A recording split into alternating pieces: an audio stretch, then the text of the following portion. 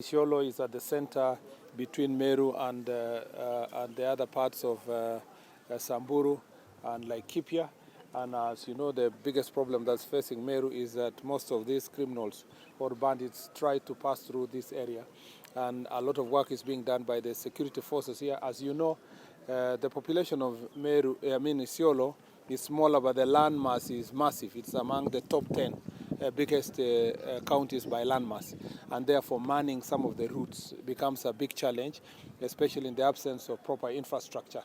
But our security forces are doing everything possible to ensure that those routes are closed. Most of the parts have been closed, and that's why there's relative peace on the part of side of Meru, but there are two corners on the far end of Mailisaba, this side, and towards facing these sides of Garissa, Karbatula, on this other end. And we are doing, there is some work that is being done to make sure that those areas are closed. You know that we have had a very good support also. Our security forces have received great support from the National Police Reserve, whom we have deployed in the recent past, and we have a backlog of about 200 to 300 of them, and we are assessing the right areas, identify the people, recruit them so that they can assist the security forces. We are also organizing the NPR properly so that their command is clear and they report to the OCSs, and the chiefs will have to account for their whereabouts. And we want to make sure that also those who we recruit do not collude with criminals or bandits in this area. The other issue of great concern here is intercommunal conflict.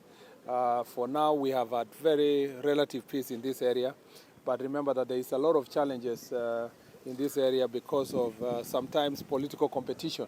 And we see cases of political actors trying to come up with their political gangs, and in the process shouting themselves down in public barazas and meetings, trying to outdo each other by each one of them having some kind of political gangs. Again, the security forces have been on high alert in dealing with this issue, sometimes at the risk of all these attacks and public berating of the security officers here.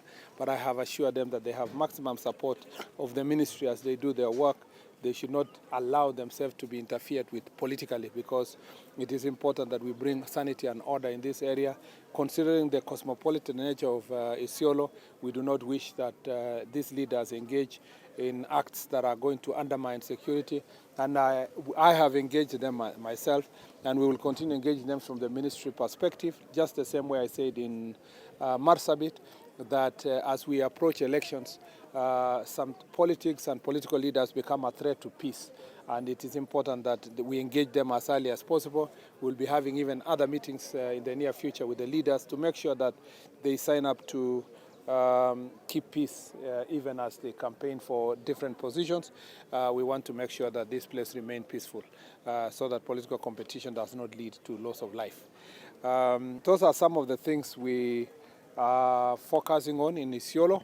Other than that, this is a very important area with various challenges, vast land, poor infrastructure, which contributes immensely to the issue of banditry, because the connection between Isiolo and Samburu, for example, is very poor, and some wards like Oldonyiro, they are inaccessible. And it's important that we continue bringing this to the fore, so that our relevant ministries can invest in these areas, and we believe that security roads will play a significant role in